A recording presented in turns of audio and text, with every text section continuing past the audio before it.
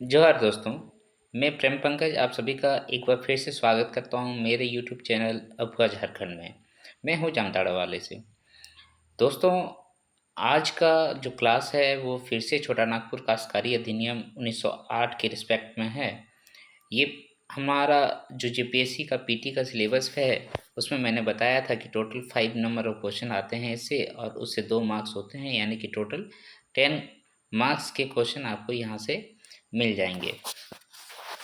अभी तक का जो क्लास हुआ है सीएनटी के रिस्पेक्ट में, मैंने अभी तक अध्याय 7 तक पढ़ाया है आपको, है ना। उसमें चैप्टर 7 तक मैंने आपको बताया है, चैप्टर 7। और फर्स्ट क्लास जो हुआ था उसमें मैंने बताया था कि कौन सा चैप्टर में क्या है और उसमें कौन कौन से सेक्शन आते हैं, कौन कौन से धाराएं इंक्लूडेड है। ओके, वो बहुत ज़रूरी है याद करना, उसको आप ज़रूर से ज़रूर याद कर लीजिए, ताकि उसके रिस्पेक्ट में आप किसी भी क्वेश्चन को बनाने का कोशिश करेंगे तो वो बन जाएगा। क्योंकि क्वेश्चन हमेशा ये डिस्क्राइब करेगा आपको कि वो किस चीज़ से रिलेट करता है। जैसे मैंने बताया था कि अध्याय 1 में प्रारंभिकी है, इसमें बहुत सारे इसमें सबसे पहले धारा 1 में संक्षिप्त नाम और प्रसार दिया हुआ था, और परिभाषाएं इस तरीके से निम्नलिखित तरीके से दिया हुआ था, जो मैंने बताया था। बहुत ही इंपॉर्टेंट सेक्शन है, इसको ज़रूर से ज़रूर आप याद करके रखेंगे, इससे क्वेश्चन हमेशा पूछे जाएंगे, राइट। तो हम लोग आज जो उसके आगे की पोर्शन पढ़ेंगे, अध्याय 8 पढ़ेंगे, और अध्याय 8 में हम लोग देखेंगे कि किस तरीके से भूमि का अंतरण किया जा रहा है, और ईच एंड एवरी सेक्शन में जो हमारे समाज में अनुसूचित जनजाति, अनुसूचित जाति, इन सभी के लिए अलग अलग रूल लगाए गए हैं। ये अध्याय 6 था, अंधी भोगी रैयत, और अध्याय 7 है ये 4 और 6 में जो छूट प्राप्त भूमि थी उसके रिस्पेक्ट में यहाँ पर मैंने जो नियम बताए थे उसको याद करना जरूरी था। आपको बताया था कि किस समय में ऑक्यूपेंसी और नॉन ऑक्यूपेंसी रैयत जो है भूमि को लगान मुक्त बनाएगा, वो मैंने कंडीशन यहाँ पर बताए थे, उसको ज़रूर से ज़रूर याद कीजिएगा आप, ठीक है। ये जो कंडीशन मैंने बताया था, ठीक है। अभी हम लोग अध्याय 8 देखेंगे। अध्याय 8 में मैं आप लोगों को बता दूं कि इसमें धारा 44 सेक्शन 44 से शुरू होता है और आपका 51 तक जाता है, ठीक है। और आज हम लोग इसी पे फोकस करेंगे, क्योंकि यहाँ से बहुत क्वेश्चन पूछ लिए गए हैं और आगे आने वाले दिनों में भी पूछे जाएंगे। तो अध्याय 8 में क्या लिखा हुआ है? अध्याय 8 में जोतों और भूधृतियों के पट्टे और अंतरण के बारे में लिखा गया है। यानी कि जो अंतरण करा जाएगा, एक व्यक्ति से दूसरे व्यक्ति को दिया जाएगा, तो उस टाइम जो पट्टा है, पट्टा यानी कि लिखित रूप में जो पोर्चा वगैरह जो कुछ भी आपको जो देना है, ठीक है, वो किस तरीके से मिलेगा और कौन व्यक्ति किसको अंतरित कर सकता है, किसको दे सकता है, ये पढ़ेंगे। तो यहाँ पर धारा 44 सबसे पहले देखेंगे। धारा 44 44 नंबर, इसमें क्या है? सबसे पहले लिखा हुआ है रैयत का पट्टी का हकदार होना। तो कोई भी रैयत जो जमीन को ले रहा है उपभोग करने के लिए, वो क्या करेगा, एक पट्टा उसको जारी किया जाएगा, वो पट्टा उसको चाहिए होगा, ठीक है।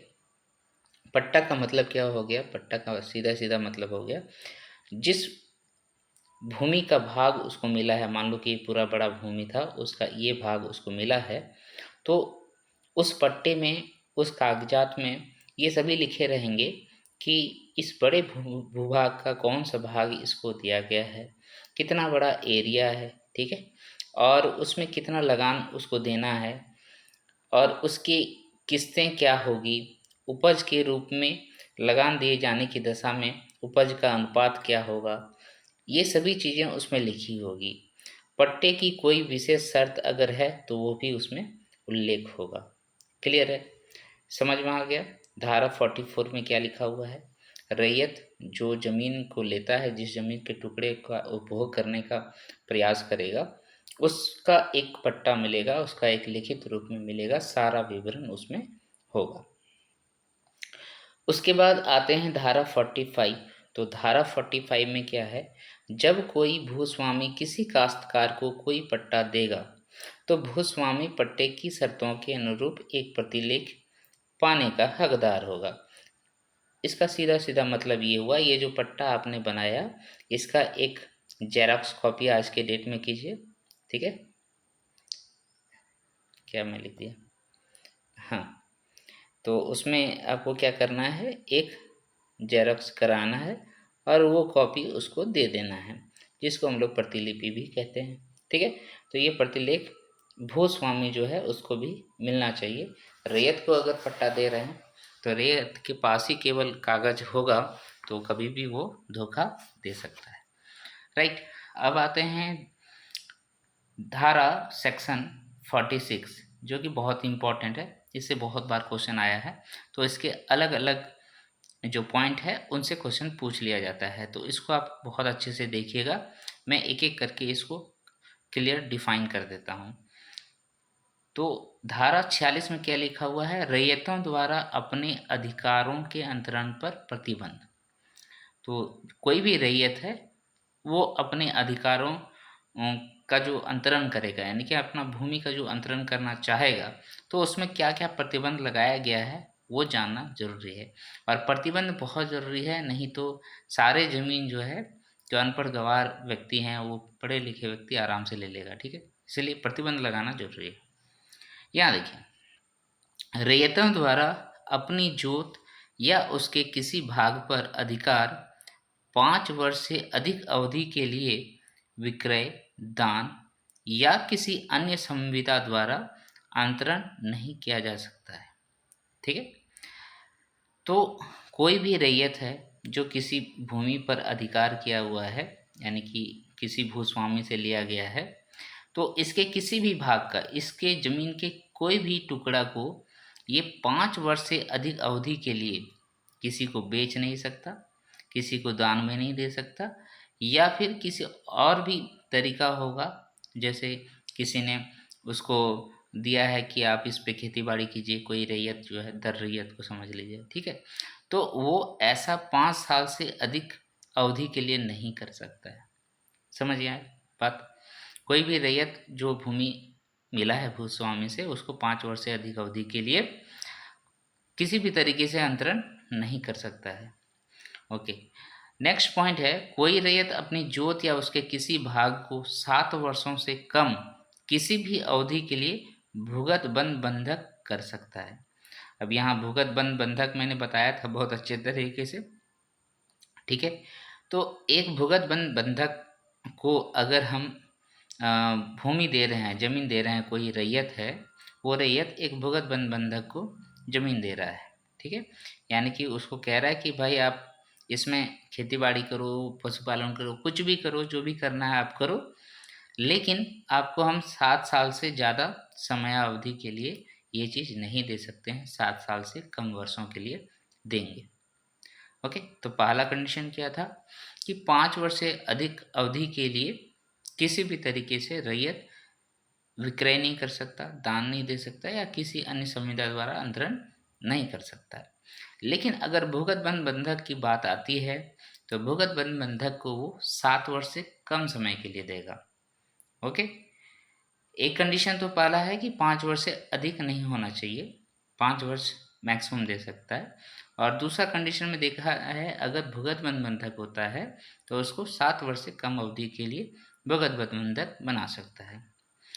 कोई रैयत अपनी जोत या उसके किसी भाग को 15 वर्षों से कम किसी अवधि के लिए ऐसे बंधकार को भुगत बंद बंधक कर सकता है जो, इसमें देखिए कंडीशन है। ठीक है,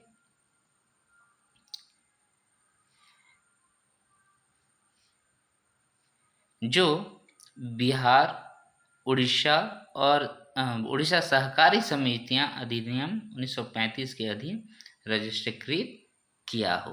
तो यहाँ पर देखिए, एक भूगत बंध हो गया जो रजिस्ट्रीकृत नहीं किया गया है, इसके अकॉर्डिंग बिहार, उड़ीसा और सहकारी समितियां अधिनियम 1935 के अधीन अगर उसमें रजिस्ट्रीकृत नहीं है तो उसको 7 साल से कम अवधि के लिए हम लोग भूगत बंद बंधक बना सकते हैं। लेकिन ऐसे भूगत बंद बंधक जो रजिस्ट्रीकृत किया गया है बिहार और उड़ीसा सहकारी समितियां अधिनियम 1935 के अधीन, तो उसको हम लोग 15 वर्षों तक के लिए भुगत बंधक बना सकते हैं। याद हो गया? तीनों पॉइंट याद होना चाहिए, ठीक है? तीनों पॉइंट याद हो गया। नेक्स्ट, तो देखिए, भुगत बंधक के तहत बंधक लेने वाले एक तय अवधि के लिए बंधक में दी गई भूमि के उत्पादन का उपभोग कर सकता है। ये होता है भुगत बंधक। वैसे भी मैंने बहुत अच्छे से बताया हूँ, डील किया हूँ उसको, और एक बार रिवाइज कर लीजिएगा। तो यहाँ पर भुगत बंधक के लिए 2 कंडीशन था, एक 7 वर्ष का समय था, एक 15 वर्ष का समय था। 15 वर्ष वाले में था कि अगर बिहार और उड़ीसा सहकारी समितियाँ अधिनियम 1935 के अकॉर्डिंग वो रजिस्ट्रीकृत है, तो उसका समयावधि 15 वर्ष तक जा सकता है। लेकिन अगर वो नहीं है तो 7 वर्ष तक के लिए होगा।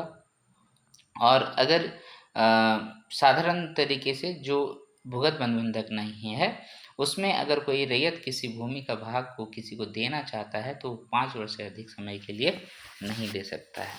ठीक है, तो ये तीनों ही क्वेश्चन बहुत इंपॉर्टेंट है। यहाँ से क्वेश्चन आता है, एक 5 वर्ष वाला समयावधि वाला आ चुका है, तो इसको आप याद रखें। नेक्स्ट चलते हैं, और इसी 46 धारा के अकॉर्डिंग ही और बहुत सारे पॉइंट है, उसको याद कर लेते हैं। अभी हम लोग जानते थे कि जो रैयत होता है वो अधिभोगी रैयत भी होता है, अंधिभोगी रैयत भी होता है। ठीक है, रैयत के 3 प्रकार पड़े थे और एक दर रैयत था। तो यहाँ पर हम लोग अभी देखेंगे कि अधिभोगी रैयत जो है, उसमें अगर कोई अनुसूचित जनजाति में सदस्य होता है, ठीक है, ऐसा अधिभोगी रैयत जो किसी अनुसूचित जनजाति का सदस्य हो। अनुसूचित जनजाति यानी कि सीधा सीधा याद रखिएगा, एसटी कैंडिडेट का बात कर रहा है ये, ठीक है, एसटी। पूरा मेरा पेन खराब हो गया है, ठीक है, एसटी जनजाति का सदस्य हो। उपायुक्त यहाँ पर आएगा, देखिए, ठीक है, उपायुक्त की पूर्व मंजूरी से अपनी जोत या उसके किसी भाग का अधिकार विक्रय, विनिमय, दान या विल द्वारा अनुसूचित जनजाति के किसी व्यक्ति को अंतरित कर सकता है, जो उसी पुलिस थाने के क्षेत्र के स्थानीय सीमाओं के भीतर का निवासी हो, जिसके भीतर यह जोत स्थित है। समझ में आया बात? समझ में आया बात? जैसे मैं बताना चाहता हूँ, जैसे मैं जो हूँ वो करमाटार ब्लॉक, जिसको विद्यासागर ब्लॉक कहते हैं, इसका है। इसी यहाँ पर ये करमाटार थाना भी है। ओके, तो इस थाना में कोई एक भूमि है, यहाँ पर ये भूमि है। अगर कोई अनुसूचित जनजाति है, एसटी कैंडिडेट है, ओके, अब ये एसटी कैंडिडेट को सबसे पहले तो जो डीसी साहब है, हमारे उपायुक्त साहब हैं, उनसे पूर्व मंजूरी लेना पड़ेगा इस जमीन का टुकड़ा किसी को देने के लिए। लेकिन ये दे उसी को सकता है जो इस जमीन के मतलब इस जमीन के जो पुलिस थाना है उसके पूरे क्षेत्र के अंदर रहता हो। ठीक है, इसी के अंदर जो जो व्यक्ति रहेगा उसी को ये एसटी कैंडिडेट जो है अपनी भूमि अंतरित कर सकता है, दे सकता है, अधिभोगी रैयत। ठीक है, समझ में आया? और किसकी मंजूरी से? उपायुक्त की मंजूरी से कर सकता है। और कहाँ पर होना चाहिए? उसी पुलिस थाना के क्षेत्र में होना चाहिए जिस पुलिस थाना में ये जमीन का टुकड़ा उपस्थित है। आगे, ऐसा अधिभोगी रैयत जो किसी अनुसूचित जाति यानी कि एससी का बात कर रहा है और ओबीसी पिछड़े वर्ग ओबीसी का बात कर रहा है सदस्य हो, उपायुक्त की पूर्व मंजूरी से अपनी जोत या उसके किसी भाग का अधिकार विक्रय हेतु, विनिमय, दान या विल द्वारा अनुसूचित जाति या पिछड़े वर्गों के किसी व्यक्ति को अंतरित कर सकता है। यहाँ क्या था? एक एसटी दूसरे एसटी को दान कर रहा है, लेकिन वो भी जो एसटी कैंडिडेट है वो इसी पुलिस थाना के अंदर रहेगा जिस पुलिस थाना के अंदर वो जमीन का टुकड़ा है। उसी तरीके से एससी कैंडिडेट का भी दिया हुआ है कि अगर ये एससी या ओबीसी कैंडिडेट अपना ज़मीन का टुकड़ा देना चाहता है तो किसको दे सकता है? किसी व्यक्ति को अंतरित कर सकता है जो उसी जिले के क्षेत्र की स्थानीय सीमाओं के भीतर का निवासी हो और जिसके भीतर यह जोत स्थित है।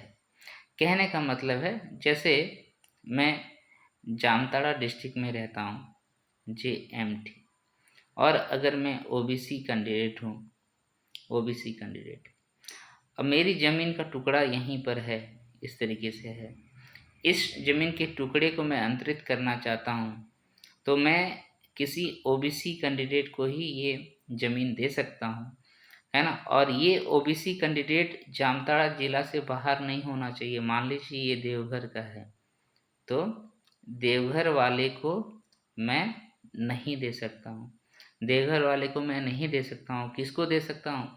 जो इसी जामताड़ा जिले का निवासी है उसी को ये भूमि हम दे सकते हैं। ये बात क्लियर हो गया? समझे ना? नहीं समझे तो कमेंट करेंगे, ठीक है, जरूर से जरूर बताएंगे, फिर से मैं बताऊंगा इसको। क्लियर हो गया? दोनों ही कंडीशन समझ में आ गया। जो एसटी कैंडिडेट होता है उसको उसी पुलिस थाना में होना चाहिए, जिस व्यक्ति को देगा वो उसी पुलिस थाने में होगा जिस पुलिस थाने में वो ज़मीन का टुकड़ा एग्जिस्ट करता है। ओबीसी या फिर एससी कैंडिडेट अपने ही जाति के लोगों को भूमि प्रदान करेगा और वो उसी ज़िले का होगा। ये कंडीशन लगा हुआ है कि उसी ज़िले का व्यक्ति होगा जिस ज़िले में वो ज़मीन का टुकड़ा स्थित है। दोनों ही कंडीशन क्लियर हो गया होगा। एसटी के लिए अलग है, एससी के लिए और ओबीसी के लिए अलग है, ये मैंने बता दिया। ओके, यानी कि ये वाला कहानी हो गया, ये वाला कहानी हो गया। अब आगे देखिए, कोई अधिभोगी रैयत अपने जोत या किसी भाग का अधिकार निम्न को अंतरित कर सकता है। अब कह रहा है अधिभोगी भोगी रैयत है, वो अपना जो भी जमीन है उसके किसी भाग का अधिकार किसी को अंतरित कर सकता है। तो उसमें क्या क्या कंडीशन है? बिहार उड़ीसा सहकारी समिति अधिनियम 1935 के तहत रजिस्ट्रीकृत किसी समिति को किसी बैंक या कंपनी या निगम को जिसका स्वामित्व केंद्र या राज्य सरकार के पास है अथवा जिसमें अंश पूंजी का 51% या अधिक केंद्र या राज्य सरकार या दोनों मिलकर धारण करते हैं, जिसे कृषकों को का कृषि के लिए उधार देने की दृष्टि से स्थापित किया गया हो। ऐसे कंडीशन में कोई भी अधिभोगी रैयत हो, चाहे वो एससी हो, एसटी हो या ओबीसी हो, इस प्रकार वो उस जमीन को इन लोगों को दे सकता है जो बिहार एवं उड़ीसा सहकारी समिति अधिनियम 1935 के तहत रजिस्ट्रीकृत है। उसमें समिति भी आ सकता है, कोई बैंक हो सकता है, कोई कंपनी हो सकता है, कोई निगम हो सकता है, जिसका स्वामित्व केंद्र सरकार है या फिर राज्य सरकार है, या फिर कुछ 51% के आसपास जो है केंद्र सरकार का अधिकार है, ये राज्य सरकार का है, या फिर दोनों मिलके उतना उस क्षेत्र का, उस कंपनी का, उस बैंक का, उस निगम का जो पूंजी है उस पर अपना निवेश कर रहा है। ठीक है, ऐसे कंडीशन में कोई भी कृषक जो है अपनी भूमि को उधार दे सकता है। क्लियर है? एक यहाँ पर 3 अलग अलग कंडीशन दिए हुए थे, 2 अलग अलग कंडीशन दिए हुए थे सभी जातियों के लिए, और यहाँ ये बताया गया है कोई भी अधिभोगी रैयत हो तो इन लोगों को अपनी भूमि दे सकता है। इसमें कोई जाति उति का बात नहीं किया गया। नेक्स्ट, ये धारा सेक्शन 46 ही पढ़ रहे हैं, ठीक है। 46, कोई अधिभोगी रैयत जो अनुसूचित जाति, अनुसूचित जनजाति या पिछड़े वर्ग का सदस्य नहीं है, यानी कि जनरल कैंडिडेट है, अपनी जोत या उसके किसी भाग में अपने अधिकार का अंतरण, विक्रय, विनिमय या दान, वसीयत, बंधक द्वारा यानी था किसी भी अन्य व्यक्ति को कर सकता है। यानी कि कोई जनरल कैंडिडेट किसी एससी को, ओबीसी को, ठीक है, जो जनरल है वो किसी को भी भूमि, एससी को, एसटी को या ओबीसी हो या फिर खुद का जनरल कैंडिडेट हो, इनमें से किसी भी व्यक्ति को ये भूमि अंतरित कर सकता है, दे सकता है, ये सब काम कर सकता है। ठीक है, नेक्स्ट।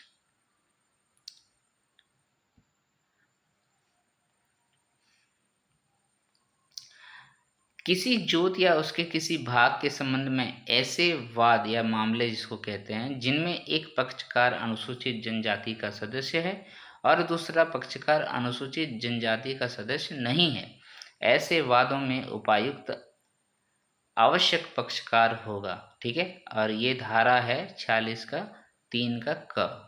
ठीक है, धारा 46 उसमें है भाग 3 क, सब सेक्शन 3 क।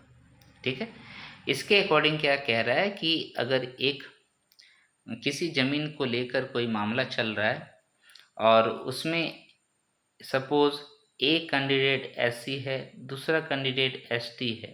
ठीक है, यानी कि कोई भी एक पक्षकार जो है वो एसटी होना जरूरी है।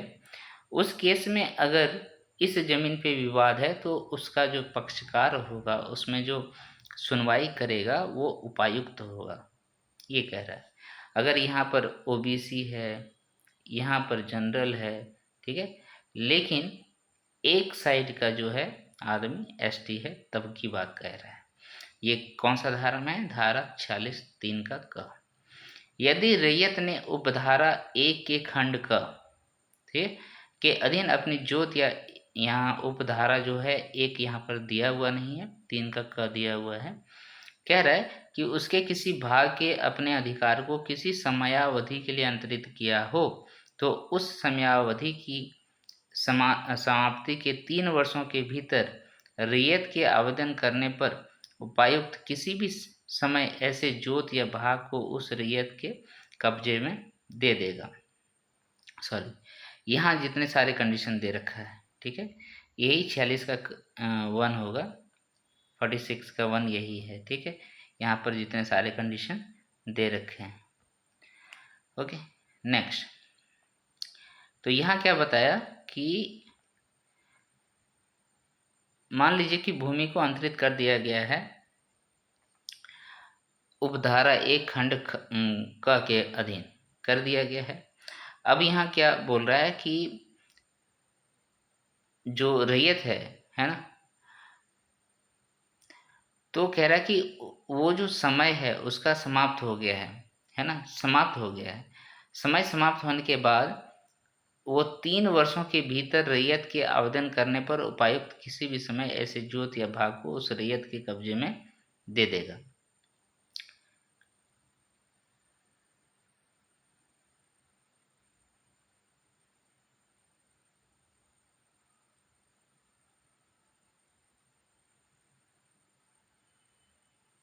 ये धारा हो गया 46 और उपधारा हो गया 4, 46 का 4।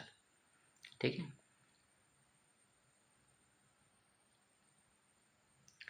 पूरा पूरा क्लियर नहीं किया ये पॉइंट, थोड़ा सा मैं बाद में देख के और बताऊंगा। उपायुक्त स्वप्रेरणा से या यदि कोई अनुसूचित जाति या अधिभोगी रैयत इस आधार पर अंतरण के निरसन का आवेदन उपायुक्त को देता है कि अंतरण उपधारा 1 के उल्लंघन में किया गया हो तो उपायुक्त ऐसे आवेदन के संबंध में नियम से जांच करेगा, परंतु ऐसा कोई आवेदन उपायुक्त द्वारा तब तक ग्रहण नहीं किया जाएगा जब अधिभोगी अभिधारी ने अपने जोत या उसके किसी भाग के अंतरण की तारीख से 12 वर्षों की समयावधि के भीतर उसे फाइल किया गया हो। ठीक है, तो कह रहा है कि उसने जमीन का अंतरण कर दिया गया है, अनुसूचित जाति का अधिभोगी रैयत इस आधार पर अंतरण निरसन का आवेदन उपायुक्त को देता है। यानी कोई रैयत है, अधिभोगी रैयत है, वो अंतरण जो किया गया है जमीन का उसके लिए खत्म करने के लिए उपायुक्त के पास आवेदन करता है, तो ऐसे आवेदन को वो स्वीकार भी कर सकता है और अस्वीकार भी कर सकता है। तो उसमें अस्वीकार करने का कंडीशन क्या है कि अगर अधिभोगी अभिधारी ने अपने जोत या उसके किसी भाग के अंतरण की तारीख से 12 वर्षों की समयावधि के भीतर फाइल किया है निरसन करने के लिए, तो वो उसको नहीं लेगा। ठीक है, 12 वर्ष से ज़्यादा समय होगा उसके बाद ही उसके निरसन करने का यानी ख़त्म करने की जो प्रक्रिया है उसको कर सकता है उपायुक्त। तो अब छोटा नागपुर काश्तकारी अधिनियम में अभी तक देखे हैं कि जितने अधिकार दिए गए हैं वो अभी डीसी को दिए गए हैं, है ना। जो डीसी हमारे होते हैं वो इन सभी ज़मीनों के बारे में जानकारी रखते हैं। यदि उपायुक्त जांच के पश्चात यह पाता है कि अंतरण उपधारा 1 का उल्लंघन नहीं हुआ है तो आवेदन को रद्द कर देगा और अंतरक जिसने जोत अंतरित किया है, यानी कि जिसने जमीन को लिया है, एक उसमें क्या होता है, अच्छा, अंतरक मतलब हो गया जिसने जमीन किसी और को दिया है, ठीक है। और अंतरिति हो गया जिसने भूमि को धारण किया है। क्लियर है, ये बात हो गया।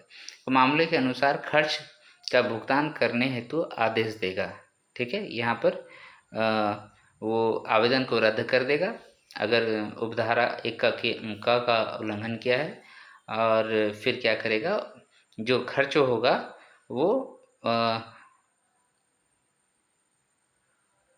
जो खर्च होगा वो अंतरक को देने के लिए कहा जाएगा।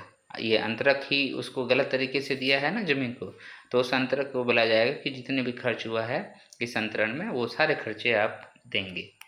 ओके, फिर आगे देखिए, यदि जांच के बाद उपायुक्त यह पाता है कि उपधारा 1 का उल्लंघन किया गया हो, यहाँ था कि नहीं किया गया है ना, यहाँ पर किया गया हो तो वह अंतरण को समाप्त कर देगा, ठीक है। यहाँ पर था अंतरण को ही समाप्त कर देगा, यही वाला कंडीशन यहाँ पर है, सेम कंडीशन है, सॉरी, ये वाला और ये वाला सेम कंडीशन है। उसमें था आवेदन को रद्द करके फिर क्या करेगा, अंतरण को ही समाप्त कर देगा और फिर ऐसे जोत या उसके भाग से बेदखल कर देगा अंतरिति, जो अंतरिति है जिसने जमीन को लिया था, और फिर अंतरक को दे देगा, ठीक है, अंतरक को दे देगा। अगर गलत तरीके से किया गया है तो कहता है कि जितना खर्च हुआ है वो अंतरक को देना पड़ेगा, और फिर कहता है कि उसको क्या करो, जो अंतरिति है उसे ज़मीन को वापस ले लो और अंतरक को दे दो जिसने दिया था, भूस्वामी को मतलब दे दो। ये अंतरक मतलब हो गया भूस्वामी। परंतु यदि अंतरिति ने ऐसे जोत पर किसी भवन या संरचना का निर्माण कर लिया है और अंतरक उसके मूल्य का भुगतान नहीं करना चाहता है, अंतरक यानी कि यही, ये जो अंतरक बोल रहा है ये भूस्वामी। अब जैसे मैंने कोई ज़मीन लिया था, वहाँ पर मैंने भवन बना दिया, तो मेरा खर्चा हो गया ना भाई, तो उस खर्चे को कौन देगा? उस खर्चे को वापस जब ज़मीन ले रहा है तो यही देगा ना, जो ज़मीन का भूस्वामी है, जो मालिक है वो देगा। तो अगर वो ऐसा करता है तो अच्छी बात है, नहीं तो फिर क्या करेगा देखो। तो उपायुक्त अंतरिति को ऐसी संरचना को 2 वर्ष के अंदर हटाने का आदेश देगा तथा नहीं हटाने पर उपायुक्त हटवा सकेगा। तो अब अगर मान लीजिए कि जो अंतरक है ये पैसा नहीं देना चाहता है, भुगतान नहीं करना चाहता है, कहता है कि नहीं मेरे पास पैसा नहीं है, मैं नहीं दे सकता। तो अगर नहीं दे रहा है तो फिर उसको क्या करेगा, जो अंतरिति है यानी कि जिसने, जो रैयत है जिसने उस ज़मीन को लिया है, उसको 2 साल का समय दिया जाएगा और कहा जाएगा कि वो संरचना आपने जो भी बनाया है उसको हटा लीजिए अपने तरीके से, जो भी आपका फ़ायदेमंद हो। और अगर 2 साल के बाद उपायुक्त हटवा देगा, ठीक है, उपायुक्त हटवा देगा।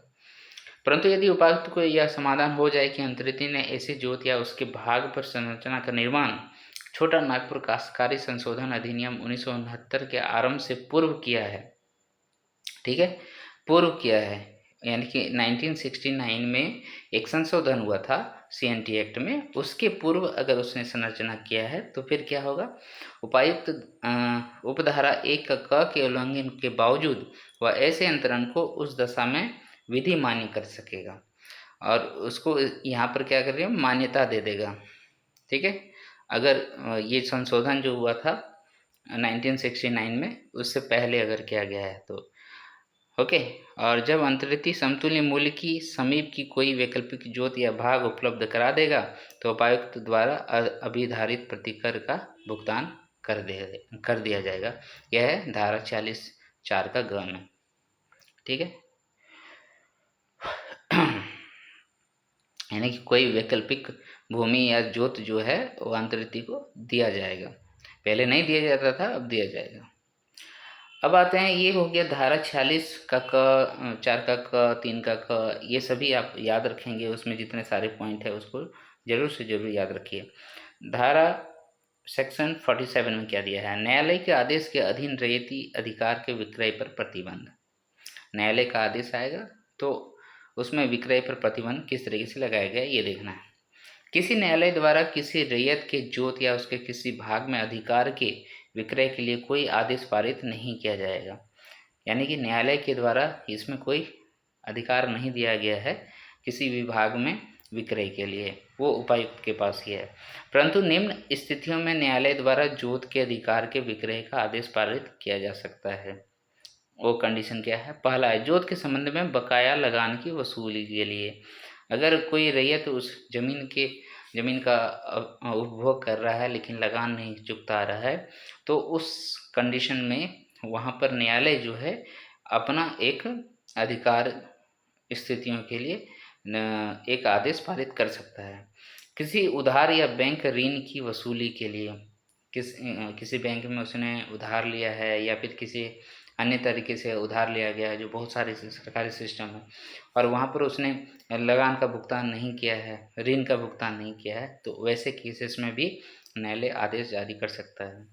फिर है, बिहार उड़ीसा लोक मांग वसूली अधिनियम द्वारा उपबंधित प्रक्रिया के अधीन अगर किसी चीज़ का उल्लंघन हुआ है तो उस केस में भी न्यायालय रैयत को विक्रय संबंधी पर प्रतिबंध लगा सकता है। परंतु यदि किसी जोत या उसका भाग अनुसूचित जाति, अनुसूचित जनजाति के किसी सदस्य का है, तो उसे किसी अनुसूचित जाति या अनुसूचित जनजाति के सदस्य को ही बेचा जा सकता है। ये बात मैंने पहले भी कहा था उपायुक्त के कंडीशन में, और यहाँ पर भी ये कह रहा है कि अगर अनुसूचित जनजाति किसी अनुसूचित जनजाति को ज़मीन बेच रहा है तब तो ठीक है, लेकिन अगर कोई एसटी कैंडिडेट किसी एससी को अंतरित कर रहा है तो वो नहीं कर सकता है। क्लियर है? अगर एससी करना चाहता है तो एससी को ही करना पड़ेगा, अगर किसी एसटी को करना चाहता है तो वहाँ पर भी नहीं पॉसिबल है। क्लियर हो गया? ओके, अब आते हैं धारा नंबर 48, सेक्शन 48। देखिए, इसमें भूयहरी भूधृति के अंतरण पर प्रतिबंध के कंडीशंस दिए गए हैं। इसमें सीधा सीधा कहता है कि भूयहरी कुटुंब का कोई सदस्य अपने धारित भूयहरी भूधृति या उसके किसी भाग को उसी रीति और उसी परिमाण तक अंतरित कर सकता है जैसे कोई आदिवासी रैयत अपने जोत या उसके भाग के अधिकार को अंतरित कर सकता है।